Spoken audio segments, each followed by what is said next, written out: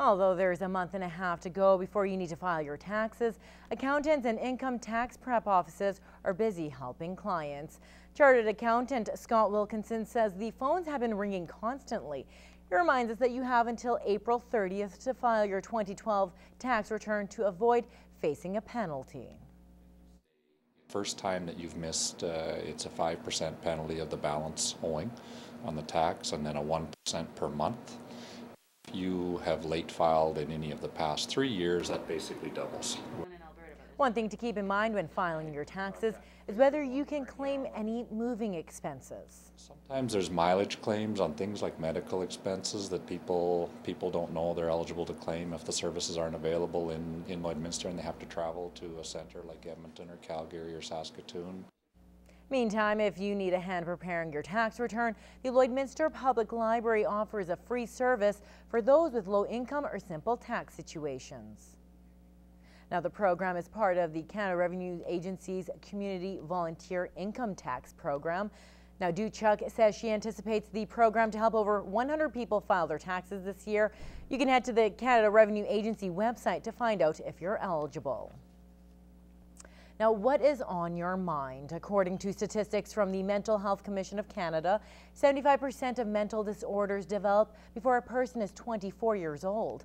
Unleash the Noise is an initiative started by students bringing awareness about mental health. Now, the first ever conference is being held this weekend in Toronto. Students from all across Canada are attending, including one from right here in Lloydminster. Annika Notveit has more.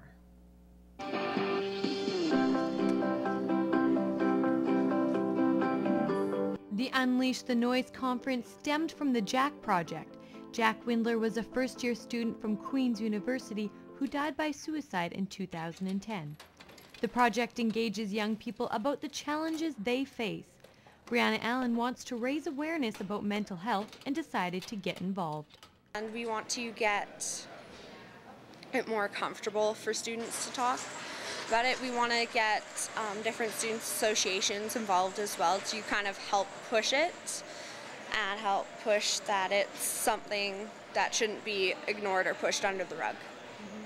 Lakeland College's head counselor says it's very effective for students to reach out to their peers.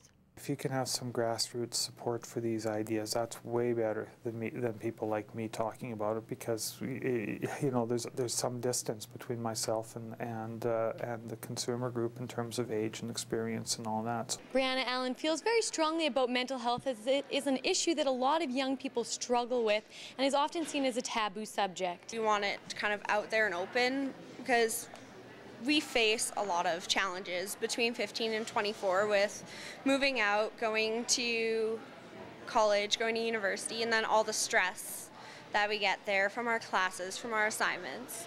And it can hurt a lot of kids. The conference is being held this weekend, and students hope to bring home ideas to raise awareness about mental health. Annika Notveit, Newcap News. The Lloydminster Regional Archives is hoping a move is in their near future. The archives are outgrowing their current space and have come to the city for help. Bart Padiasic explains.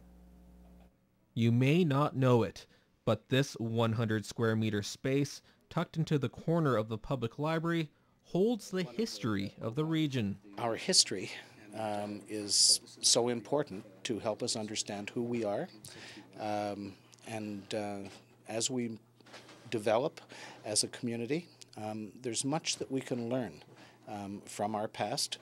Only employing 2 part-time workers, the archives are a volunteer-based organization, their money mainly coming from community donations and government grants.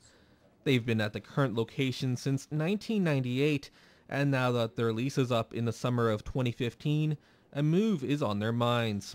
We're running out of space. The collection has been growing over the past 15 years, and we have filled pretty well all of our shelves. As well as more space, Duncan would like to move the archives above ground to avoid the threat of water damage. He made a special presentation to the city last night, where council agreed to look at the issue and appoint a councillor to their board. Talks have even started about possibly coordinating the future library or bar colony center.